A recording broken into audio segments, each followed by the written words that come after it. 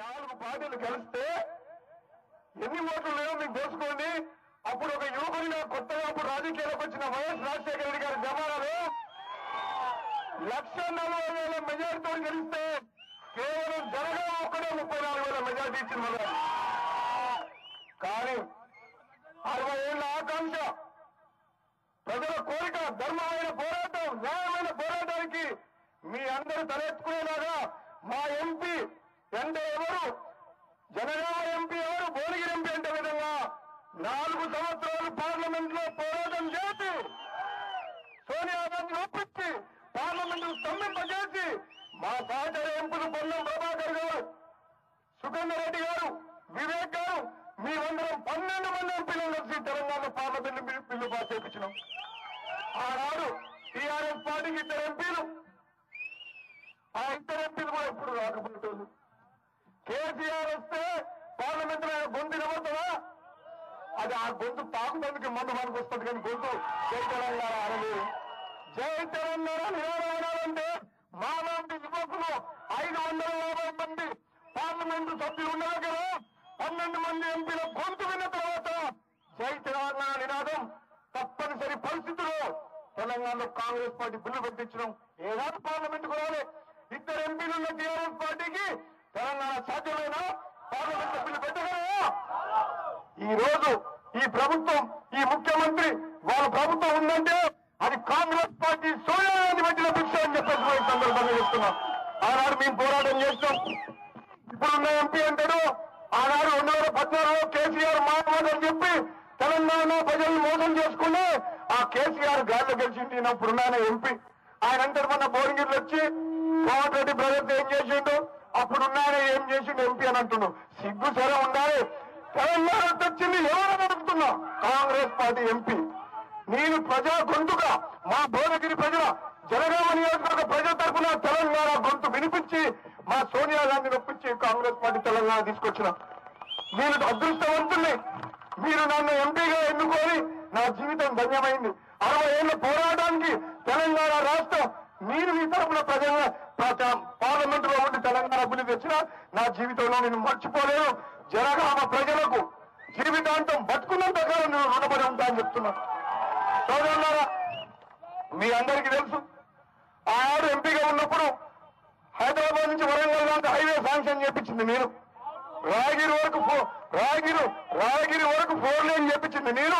ఆ తర్వాత కూడా రాయగిరి నుంచి వరంగల్ వరకు సర్వే సత్రైన మంత్రిని పట్టుకొని టెండర్ కూడా పిలిపించిన ఈ 5 ఏళ్లలో ఈ ఎంపీ ప్రభుత్వం ఈ రోడ్ కంప్లీట్ చేయలేకపోయింది. వరంగల్ వరకు నేనున్నప్పుడు 2 సంవత్సరాల్లో కంప్లీట్ చేసాం. మీ అందరూ తెలుసు కదా. జనగామ రైల్వే స్టేషన్ ఎలాగుండేది, ఇప్పుడు ఏ విధంగా ఉంది మీరు చెప్పండి. నేను ఎంపీగా ఉన్నప్పుడు భువనగిరి, ఆలేరు, జనగామ, సికింద్రాబాద్, కాజీపేట మధ్యన ఈ 3 ప్రధానమైన రైల్వే స్టేషన్స్ చాలా మంది 1000 మంది బతుకుతున్నారు. అద్భుతంగా ఈ 3 రైల్వే స్టేషన్ మమతా బెనర్జీని పట్టుకొని నేను చేపించిన. ఆ రోజుల్లో రైల్వే పాస్ ఇజ్జత్ పథకం ఉండేది. నేను ఒక ఎంపీగా 1,00,000 మందికి భువనగిరి, ఆలేరు, జనగామలో 1,00,000 మందికి నెలకు 25 రూపాయలు చొప్పున 1,00,000 మందికి నేను ఇప్పించిన. ఒక్క విషయం మీరు గుర్తుంచుకోవాలి, భారతదేశంలో ఉన్న అందరు ఎంపీలు కలిసి 543 మంది కలిసి 20 లక్షల ఇజ్జత్ పాసులు ఇస్తే భువనగిరి ఎంపీ ఒక్కడు 1,00,000 మంది పాసులు ఇచ్చిన. 1,00,000 మందికి రైల్వే ఇజ్జత్ పాసు 5 ఏళ్ల పాటు ఎప్పటికప్పుడు రెన్యువల్ చేయించుకుంటా 5 మనుషులు పెట్టి ఇచ్చిన మాట వాస్తవం కాదా? మరి ఏం చేసినామంటే ఏం చెప్పాలిగా? కళ్ళు కనబడతలేవా? ఈయన మంచి డాక్టరా, పిచ్చి డాక్టరా? నేనున్నప్పుడు తెలంగాణ కోసం ఒకవైపు పోరాటం చేసుకుంటేనే జనగామ నియోజకవర్గంలో ఒక పర్యటన చేస్తుంటే గ్రామాల్లో మంచినీళ్ళు లేవన్నాను. నేను నా సొంతంగా ఒక బోరు బండి పంపించి 6 నెలల్లో అన్ని ఊళ్ళలో బోర్లు వేపించి మోడల్ పెట్టేసిన వాస్తవం కాదా? అవునా? అన్ని గ్రామాల్లో సొంత డబ్బులతో బోర్లు వేపించిన మాట వాస్తవం కాదా? అదేవిధంగా రుద్రమాదేవి మైక్రో సొసైటీకి ఒకసారి పోతే ఎంపీగా ఉన్నప్పుడు వాళ్ళు కూడా అడిగిండ్రు, 20,000 మంది మహిళా సభ్యులు ఉన్నాం మేము, మాకు పేదరికంలో ఉన్న ఒంటరి మహిళలకు, పేదలకు మాకు చూసుకునే అడిగేటోళ్ళు ఎవరు లేరు, 3 ఎకరాల స్థలం ఇస్తాము, మాకు వృద్ధాశ్రమం కట్టిమని చెప్పి అడిగిండ్రు. నేను ఒకటే అప్పుడు మా తల్లి గుర్తొచ్చింది. ఆ రోజు మాట్లాడిన మహిళలందరికీ తల్లి ప్రేమ ఎటువంటిది, తల్లి పిల్లల కోసం ఏం చేస్తుంది, తల్లి తన జీవితాన్ని ఏ విధంగా త్యాగం చేస్తే పిల్లల కోసం, అటువంటి తల్లి అటువంటి మహిళలకు ఉద్యోగంలో కష్టం కాకూడదు, పేద మహిళలకు కష్టం కాకూడదు అని చెప్పేసి మా తల్లి గారి పేరు మీద 3 ఎకరాలు ఇస్తే 9 కోట్ల రూపాయలు పెట్టి మహిళా వృద్ధాశ్రమం కట్టించిన నేను సొంతంగా. ఎప్పుడు కట్టించని చెప్తా మీకు, నేను 2013 డిసెంబర్లో మాటిస్తే 2014 ఎన్నికల్లో ఓడిపోయిన తర్వాత ఆ తర్వాత నల్లగొండ జిల్లా ఎమ్మెల్సీగా కేసీఆర్ ని ఛాలెంజ్ చేసి గెలిచిన మీ ఇద్దరం కలిసి ఎమ్మెల్సీగా. ఆ రోజు గెలిచిన తర్వాత వచ్చిండ్రు, సార్ మీ దగ్గరికి రావాలంటే బాధ అనిపిస్తుంది, మీరు ఎట్లా ఓడిపోయిందో తెలియదు, మీరు ఎన్నో పనులు చేసిండ్రు, మీరు మాకు మాట ఇచ్చిండ్రు అని చెప్పిండు. మాట గుర్తు చేసిండ్రు. నేను ఒకటే చెప్పినా, నేను ఎంపీ పోటీ చేస్తున్నా, మీ నల్లగొండ ఎమ్మెల్సీ అయినా, కానీ జీవితంలో ఇప్పటి వరకు ఇచ్చిన మాట తప్పలేదు, తప్పు చేయలేదు, తరవంచుకోలేదు, అన్నమాట ప్రకారం కట్టించా అని చెప్పినా కట్టించిన. నేను మా సోదరు ఈ రోజు భువనగిరి ఎంపీకి పోటీ చేస్తానని చెప్పి ఊహించలేదు. నేను ఈ రోజు మునుగోడు ఎమ్మెల్యేగా పోటీ చేసిన, కానీ ఇచ్చిన మాట కట్టుబడి జనగామ నియోజకవర్గ ప్రజలు నన్ను ఒకసారి 2009లో గెలిపించినందుకు వాళ్ళు నేను ఒక 2వసారి ఓడిపోయినా సరే వాళ్ళ రుణం తీసుకుంటానని చెప్పి 9 కోట్ల రూపాయలు సొంత డబ్బులతో మా అమ్మ పేరు మీద వృద్ధాశ్రమం కట్టించిన. ఇక నేను రాజకీయాలు ఉన్నప్పుడు ఒక మానవత్వంతో పనిచేసిన, అదేవిధంగా తెలంగాణ ప్రజల ఆకాంక్ష కోసం పనిచేసినా కానీ ఏనాడు రాజీ పడలేదు, ఏనాడు రాజీ పడలేదు, ఏనాడు రాజీ పడలేదు, భయపడలేదు, తప్పు చేయలేదు. ఇప్పుడు చెప్పండి మీరు, తెలంగాణ ఎవరి కోసం తీసుకొచ్చినాం? పార్లమెంట్ లో పోరాటం చేసి తెలంగాణ తెచ్చింది ఎవరి కోసం? తెలంగాణ ప్రజల కోసం. అనుభవించేది ఎవరు? బంగారు తెలంగాణ, కేసీఆర్ బంగారు కుటుంబం. తెలంగాణ అనుభవించేది ఒక్కడే కదా, ప్రాణాలు పోగొట్టుకుని మన 1000 మంది పిల్లలు. అవునా కదా? తెలంగాణ కోసం మంత్రి పదవులు త్యాగం చేసింది ఎవరు? కోమటిరెడ్డి వెంకటరెడ్డి గారు. తెలంగాణ కోసం పార్లమెంట్ లో పోరాటం చేసింది ఎవరు? నేను, మా సహచర ఎంపీలు. మీరు ఇప్పుడు అనుభవించింది ఎవరు? అధికారం, అహంకారం ఎవరికి వచ్చింది? మీరు ఒక్కడే ఆలోచించండి. ఈ ఎన్నికల్లో 2వసారి మనం ఓడిపోయినాం. ఓడిపోయిన తర్వాత ప్రజలు ఏం తీర్పిచ్చిండ్రు? బాబు, ప్రజలు ఏం తీర్పిచ్చిండ్రు? ప్రతిపక్షంలో 2వసారి కాంగ్రెస్ పార్టీని కూర్చోమని ఇచ్చిండ్రు. 19 మందిని ఎమ్మెల్యేని గెలిపించారు, వాళ్ళని 90 మంది గెలిపించారు. 90 మంది ఎమ్మెల్యేలను గెలిపించినప్పుడు ప్రజా తీర్పు నీ వైపు ఇచ్చిండ్రు, మనం ప్రతిపక్షంలో కూర్చోబెట్టినప్పుడు మరి 10 మంది ఎమ్మెల్యేలను ప్రజాస్వామ్యాన్ని కుట్టి చేసి మరి సంతల పశువులలో కొనుక్కుంటున్నది న్యాయమేనా అని అడుగుతున్నాను. ఎందుకు అంటే తెలంగాణలో ప్రశ్నించే గొంతు ఉండొద్దు, ప్రజాస్వామ్యంలో ప్రతిపక్షాలు ఉండొద్దు, అసెంబ్లీలో ప్రజల పక్షాలు మాట్లాడేవారు ఎవరు ఉండొద్దు. ఒక నియంత్రణగా పరిపాలిస్తున్న కేసీఆర్ కు బుద్ధి చెప్పాలా ఉందా? మీరు చెప్పండి. ప్రశ్నించే గొంతు కోమటిరెడ్డి వెంకటరెడ్డి గెలిపించాలా వద్దా? మొన్న ఎన్నికల్లో 60,000 ఓట్లతో ఓడిపోయిన జీవన్ రెడ్డి గారిని మేధావులు, పట్టభద్రులు ఎమ్మెల్సీ ఎన్నికల్లో గెలిపించిందా లేదా? మరి జీవన్ రెడ్డి గారు ఎన్నిక ఒక చెంప చెట్టు కాదా? 3 ఎమ్మెల్సీలు టీఆర్ఎస్ ఎమ్మెల్సీలో బలపరిచిన కాదు అని చెప్పేసి ఈ తెలంగాణ ప్రజలు, విద్యావంతులు కన్ను తెరిచిండ్రు. తెలంగాణలో మానవత్వం లేకుండా, నైతిక విలువలు లేకుండా, ప్రజాస్వామ్యంలో ప్రతిపక్షం లేకుండా కాంగ్రెస్ పార్టీ ఎమ్మెల్యేలను కొంటుంటే తెలంగాణ ప్రజలు కేసీఆర్ ని కానీ టీఆర్ఎస్ పార్టీని అసహించుకుంటున్నామంట. వాస్తవం కాదా? మనం ఇప్పుడు ఎమ్మెల్సీ ఎన్నిక 3 గెలిస్తే ఫామ్ హౌస్ నుంచి ప్రగతి భవన్కి వచ్చిండు. అవునా కదా? నిద్ర ఓడతలేదట.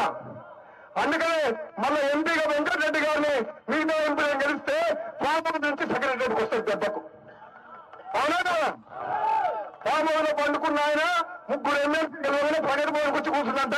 ఇప్పుడు మీరు ఎంపీగా గెలిపియండి, ఇటు సాంబయ్య గారిని, వెంకటరెడ్డి గారిని ఎట్లా సెక్రటరీ గారు రాడు మేము చూస్తాం. సోదరులారా, కాంగ్రెస్ పార్టీ కార్యకర్తలు ఎవరు కూడా అధైర్యపడద్దు. మీ ఉన్న మీ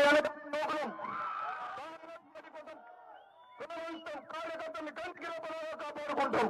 మునుగోడు నియోజకవర్గంలో జెండా ఎగరేసిన, కాంగ్రెస్ జెండా ఎట్లా ఎగరేసిన అంటే పాట విన్నారా? మునుగోడు గడ్డ మీద చేపట విన్నారా? అదేవిధంగా భువనగిరి గడ్డ మీద జెండా ఎగరాల్సిన మీ అందరి భుజస్కంధాల మీద ఉన్న మాట వాస్తవం కదా. భువనగిరి మీద మునుగోడు మీద నీలగిరేసిన భువనగిరి కింద మీద మీరందరూ విజయాలతో కాంగ్రెస్ జెండా.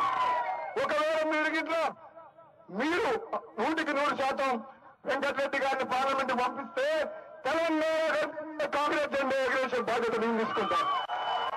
కేసీఆర్ గడ్డ దింపే వరకు నిద్ర పోపు పోరాటం చేస్తుంటే ఆయన కాళ్ళకు అమ్ముడు పోవు, వాళ్ళ పైసలకు అమ్ముడు పోవు అని చెప్తున్నారు. కాంగ్రెస్ పార్టీ కార్యకర్తలు ఎవరు భయపడద్దు. కాంగ్రెస్ పార్టీలో యువరక్తం ఉంది. కాంగ్రెస్ పార్టీ సోనియా గాంధీ ప్రతి కాంగ్రెస్ పార్టీ కార్యకర్త తలెత్తుకునేలాగా తెలంగాణ ఇచ్చింది. కాంగ్రెస్ ఇచ్చింది, తెలంగాణ కొట్టింది మనం కాబట్టి కాంగ్రెస్ పార్టీ కార్యకర్తలు ఎవరు భయపడాల్సిన అవసరం లేదని చెప్పి సందర్భంగా తెలియజేస్తూ రాబోయే ఎన్నికల్లో ఇక్కడ భువనగిరి పార్లమెంట్ వేరే అభ్యర్థి ఉండే, మన మిత్రులే ఉండే. ఏదైతే మా తిరుమతి లింగేశ్వర నగరగల్లా మేము టికెట్ ఇచ్చి గెలిపించినాం. ఎంపీటీసీ జడ్పీటీసీ 2 సార్లు ఎంపాల్ చేసినాం. మాకు చెప్పకుండా పోయిండు. ఎవరు నమ్మలేరే మీ అన్నదమ్ములను కాదని ఎట్లా పోతారు అంటుంది. చెప్పినా నమ్మలేరు. ఇక నేను చూసిన ఒక్కొక్కరు అందరూ పోతున్నారు. ఇక భువనగిరి పార్లమెంట్ మీద కూడా చాలా డబ్బు ఖర్చు పెడతారు. మామూలు అయితే సరిపోరు. ఒక బ్రహ్మాస్త్రం లాంటి కోమటిరెడ్డి వెంకటరెడ్డి మాత్రమే ఎదురుండదని చెప్పి కేసీఆర్ కాసుకో దమ్ముంటే ధైర్యం ఉంటే 16 నీ కొడుకు నువ్వు అంటున్నావు కదా. 16 వాడు కదా 6 సీట్లు వచ్చినా గొప్ప ఈరోజు టీఆర్ఎస్ పార్టీకి. మొన్నటి ఎమ్మెల్సీ ఎన్నికల తర్వాత ప్రజలు కళ్ళు తెలిసిండు. ప్రజాస్వామ్యాన్ని కూలి ఏ విధంగా చేస్తుండు, అహంభావం ఏ విధంగా పెరిగిపోయింది. కేసీఆర్ కుటుంబానికి బుద్ధి చెప్తామని చెప్పి తెలంగాణ ప్రజలందరూ ఆలోచిస్తున్నారు. పార్లమెంట్ ఎన్నికల్లో తప్పకుండా కోమటిరెడ్డి వెంకటరెడ్డి గారిని పెద్ద మెజారిటీతో గెలిపించి కేసీఆర్ కళ్ళు తెరిపించాలని చెప్పేసి కూడా ఈ సందర్భంగా తెలియజేస్తూ మన రాహుల్ గాంధీ గారు ప్రధానమంత్రి కావాలంటే మరి ఇంతకుముందుకు సోదరుడు మాట్లాడినప్పుడు చెప్పిండు, రాబోయే రోజుల్లో కాంగ్రెస్ పార్టీ అధికారంలోకి వస్తే కోమటిరెడ్డి వెంకటరెడ్డి గారు కేంద్ర మంత్రిగా జనగామకు వస్తారు. ఈ ప్రాంత సమస్యలు ఇక్కడ రైల్వే స్టేషన్ కానీ ఏ ట్రైన్ ఆపాలన్నా ఒక్క నిమిషంలో పని అయిపోతుందని చెప్తున్నా మీకు. మీరు భయపడాల్సిన అవసరం లేదు. కేసీఆర్ దిగునే సత్తా అన్నదమ్ములకుంది. మేము భయపడము. మీ అందరికీ చెప్తున్నాం, రాజశేఖర రెడ్డి అభిమానులు, రాజశేఖర రెడ్డి మనుషులు. మాట తప్పము, తిప్పము. ఆయన ఏ విధంగా ప్రజల కోసం ఆలోచించిందో కోమటిరెడ్డి సోదరులు ప్రాణం ఉన్నంత వరకు పేద ప్రజల కోసం పనిచేస్తే తప్పితే పదవుల కోసం, అధికారం కోసం, డబ్బు కోసం ఎప్పుడు అమలు లేరు. జనగామ ప్రజలందరూ కూడా మా కుటుంబ సభ్యుల్ని, మా సోదరుని ఆశీర్వదించి పెద్ద ముఖంతో ఎంపీగా గెలిపించాలని చెప్పి తెలియజేస్తూ సెలవు తీసుకున్నాం. Subscribe us and press the bell icon for more interesting updates.